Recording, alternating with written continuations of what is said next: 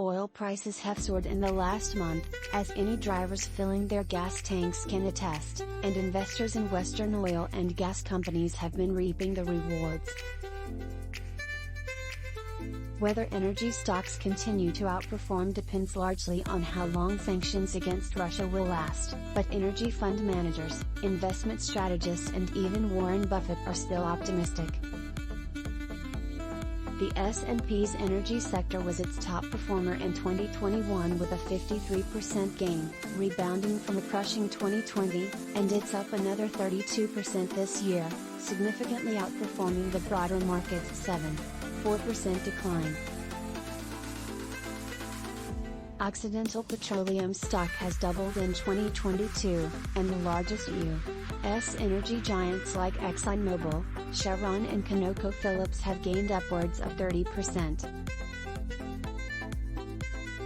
Buffett still sees enough upside that Berkshire Hathaway has bought 136.4 million shares of Occidental worth $7.9 billion since February 28, building a 14.6% stake in the company. Berkshire shares have risen to record highs in March, making Buffett the fifth richest person in the world with an estimated $125 million fortune. The sector has been inversely correlated with the rest of the market while the war in Ukraine dominates the macroeconomic landscape. Sanctions that are good for oil producers are detrimental to the rest of the economy.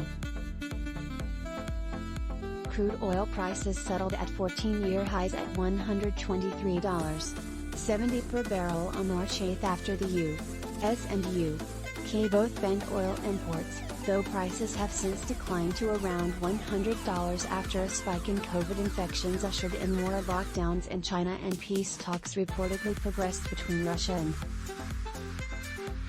But even if Ukraine and Russia negotiate a settlement to end the fighting soon, Niblack and other experts still see tailwinds that could bolster the stocks of oil and gas producers.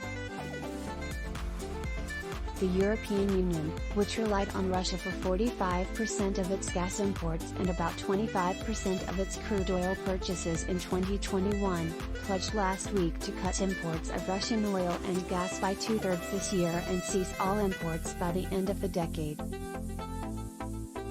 The EU intends to accomplish that in part by accelerating its transition to renewable energy sources, but solar panels and windmills can't come close to replacing the 155 million cubic meters of natural gas it bought from Russia last year.